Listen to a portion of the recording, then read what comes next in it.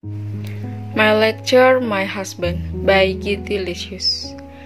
Suami gue dan ayahnya sekarang lagi pergi untuk mencari asisten rumah tangga. Selama ini ibu mertua gue mengerjakan semuanya sendiri. Jadi di saat ibu meninggal, urusan rumah sedikit terbengkalai. Setelah selesai membersihkan rumah, dibantu dengan sanak saudara, suami gue yang masih ada, akhirnya gue memilih untuk masuk ke dalam kamar buat melihat album-album masa kecil milik dia yang lain. Di saat gue sedang mencari, gue menemukan buku hitam legend milik dia yang tidak pernah gue lihat lagi setelah kami menikah di antara tumpukan buku koleksinya.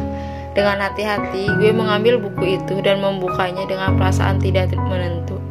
Halaman awal tidak ada yang berarti selain profil milik Pak Arya, nomor telepon, dan juga email. Biodata yang mungkin memudahkan orang lain untuk mengembalikan buku ini jika buku ini menghilang. Halaman berikutnya, gue menemukan tulisan 100 mimpi miliknya, yang sebagian besar sudah tercoret dengan tinta merah. Gue melihat tulisan-tulisan yang bertuliskan tinta merah itu, seperti lulus dengan prestasi cum laude, melanjutkan S2, menikah, dan lain-lainnya. Gue menyimpulkan jika ini adalah impian yang sudah tercapai. Ada beberapa poin yang belum dicoret oleh tinta merah, yaitu melanjutkan studi S3 di luar negeri, membahagiakan orang tua, serta memiliki 3 orang anak laki-laki dan 2 anak perempuan. Gue tersedak ludah gue sendiri begitu melihat poin itu. Pak Arya yang kaku kayak gitu dengan anak yang banyak bukanlah kombinasi yang baik menurut gue. Dan poin untuk membahagiakan orang tuanya yang belum tercoret membuat gue merasa miris. Bukankah dia udah melakukan semua yang diperintahkan oleh orang tuanya? Bahkan dia sama sekali gak menolak perjodohan antara gue sama dia. Apakah menurut dia itu bukan termasuk membahagiakan orang tua? Gue pun membuka halaman berikutnya dan di sana ada foto Pak Arya saat masih sekolah dasar dan sedang memegang piala juara umum. Dan halaman berikutnya, foto-foto saat dia memenangkan beberapa olimpiade. Di foto-foto tersebut mulai terlihat ekspresi yang kaku, berbeda dengan album masa kecilnya yang membuat gue mengulum senyum. Gue masih membuka lembar demi lembar sampai gue menemukan foto Pak Arya dengan jas alma mater khas kampus dengan siswi SMA yang gue hafal sebagai sosok gue. Gue mencoba mengingat kembali kapan kira-kira foto ini diambil, dan memori tentang mahasiswa KKN yang datang ke sekolah gue saat gue SMA kembali terngiang di benak gue. Saat itu, kelompok KKN itu sedang melakukan penyuluhan kesehatan, dan mereka mengadakan debat terbuka antara siswa yang terbagi dalam beberapa tim, dengan 3 orang sebagai anggota. Dan gue inget kalau tim gue lah yang keluar sebagai pemenang karena kemampuan berdebat gue yang cukup lebih baik dari yang lainnya. Mahasiswa ganteng ketua penyelenggara yang terkenal diam itu ternyata Pak Arya, suami gue sekarang. Gue inget foto ini diambil karena untuk dokumentasi kegiatan mereka. Dan gue diminta sebagai perwakilan siswa untuk difoto bersama sang ketua panitia. Halaman berikutnya hanya ada bait-bait puisi kecil singkat akan rasa kagum terhadap seseorang yang membuat gue segera membuka halaman berikutnya. Gue kembali menemukan foto gue saat upacara penerimaan mahasiswa baru saat itu, dengan wajah kusam dan kumal khas mahasiswa yang baru di ospek. Dan di bawah foto itu ada sebuah tulisan, "Finally, I found you." Halaman berikutnya ada foto gue sedang berkumpul dengan teman-teman gue. Ada foto gue sedang memberi kata sambutan saat kegiatan kemahasiswaan. Foto gue sedang mengikuti perkuliahan di kelas bersama Rara dan masih banyak lagi sampai foto pernikahan kami. Sampai halaman terakhir gue menemukan foto gue dan ibu mertua gue. Dan di bawahnya ada tulisan, "Two most important women in my life." Dari buku itu kini gue mengerti bahwa saat ini gue adalah satu-satunya perempuan yang terpenting di dalam hidup dia. Gue gak tahu kenapa gue jadi senyum-senyum sendiri sekarang setelah melihat isi buku legend itu. Bahkan hal itu berlangsung sampai malam hari di saat suami gue pulang. "Kamu sakit?" Itu adalah pertanyaan yang dilontarkan Pak Arya begitu melihat gue yang masih senyum-senyum. "Gimana mas, asisten rumah tangganya udah dapet?" Tanya gue balik untuk mengalihkan topik. "Udah, sama papa lagi keliling rumah dan dijelasin tugasnya." "Kok lama?" "Ngambilnya dari desa yang cukup jauh, masih saudara juga, tapi jauh." Yang kayak gitu lebih baik sih dibanding dengan orang yang gak ada hubungan darah, timpal gue. Papa beneran gak mau tinggal sama kita aja? Papa masih mau kerja, mungkin kalau dia sudah pensiun dan kita pindah dari apartemen, dia akan berubah pikiran. Papa mungkin masih mengenang kebersamaan sama mama, kata Pak Arya yang gue anggukin. Mas mau mandi apa mau makan dulu? Tanya gue ke dia yang membuat dia mengerutkan alis dan mengecek suhu dahi gue dengan telapak tangannya. Beneran kamu gak sakit? Tanya dia bingung. Gue pun berdecak pelan dan menyingkirkan tangannya dari dahi gue. Kenapa sih? Kamu gak biasanya kayak gini. Kalau kamu aneh-aneh kan biasanya kamu sakit.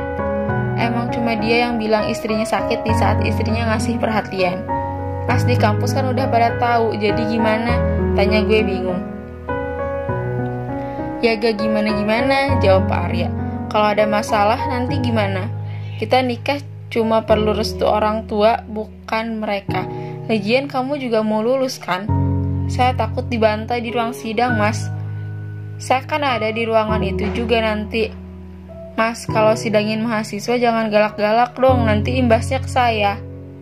Saya nggak galak kalau saat sidang. Iya, tapi teoritis sama nyiksanya, kata gue jujur yang membuat Pak Arya mengulum senyuman. Itu kan untuk kebaikan kalian juga, kata Pak Arya yang membuat gue menatapnya dengan malas. Dosen itu selalu benar dan suami itu berkuasa. Kalau dosen sekaligus suami ya begini, gue serba salah.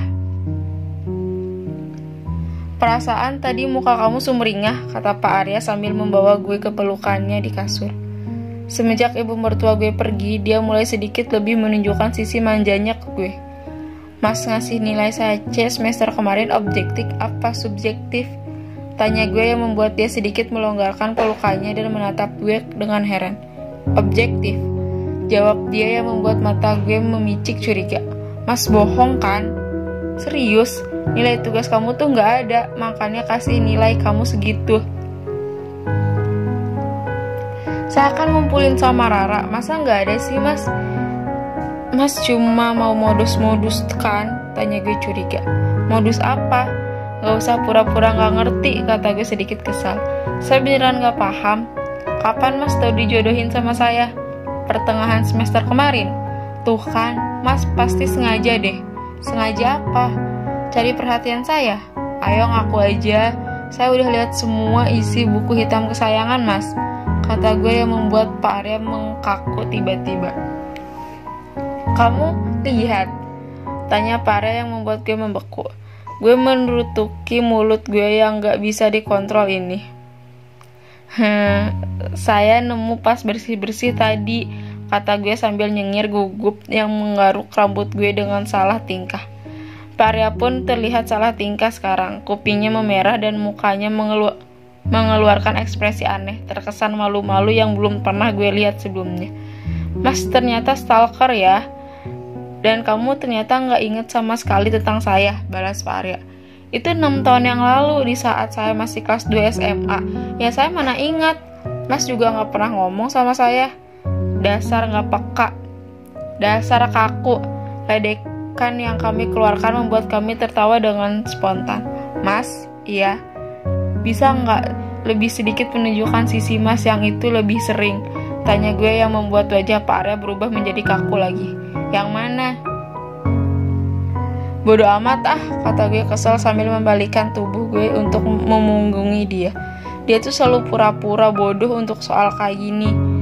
Dia kemudian merengkuh tubuh gue dari belakang dan mendekatkan tubuh gue ke arah tubuhnya. Hal itu membuat gue bisa merasakan hembusan nafasnya di sekitar leher. Tanyain yang kamu pengen tahu dan saya akan jawab hal itu mulai sekarang.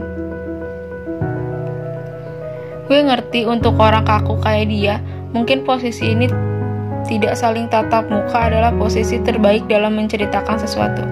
Ceritain semuanya, kata gue pada akhirnya. Bisa lebih spesifik? Ya ampun mas, kata gue kesal sambil melepaskan rengkuhannya dari tubuh gue. Tapi dia malah semakin memeluk gue dengan erat sambil tertawa. Ambekan, kata Pak Arya di kuping gue yang membuat gue merinding. Ya gimana gak ngambek kalau masnya kayak gini terus, kaku kayak kanebo kering, datar kayak triplek, protes gue. Dia tiba-tiba menahan tubuh gue dengan tangannya dan memposisikan tubuhnya di atas tubuh gue. Kayaknya gue salah ngomong. Kan Nebo kering, tanya Pak Arya sambil menaikkan sebelah alisnya. Mas kan kaku, timpal gue dengan kikuk. Siapa yang membuat istilah itu? Tanya dia yang membuat gue menelan ludah gugup. Gue sayang Juana, kalau gue bilang dia pencetus panggilan itu ke Pak Arya, dia akan dimaki-maki nanti. Tercetus gitu aja, kata gue mencoba mengelak. Kamu sama teman-teman kamu sering ngomongin saya. Mas, bisa nggak kita ngomong dengan posisi yang lebih normal? Tanya gue ke Pak Arya mencoba mengalihkan topik. Jawab, kata Pak Arya yang membuat gue kembali merutuk untuk kesekian kalinya. Iya, kadang kami suka ngomongin dosen dan Mas termasuk, jawab gue pada akhirnya. Apa yang kalian omongin tentang saya? Aduh, bisa mati nih gue kalau bilang gue ngedoain hidup dia susah. Gue ngatain dia gila dan masih banyak umpatan-umpatan yang gue keluarkan untuk dia. Kita ngomongin buku legend milik Mas, kata gue gugup. Tapi bukan saya sama teman-teman saya doang kok Mas, semua mahasiswa ngomongin itu. Kalian ngomongin apa? Mereka bilang kalau buku itu catatan hutang punya Mas, jawab gue dengan cengiran kaku. Mereka berarti benar. Tapi kan gak ada hutang di isi bukunya Mas, tanya gue bingung. Impian yang belum saya capai adalah hutang untuk saya.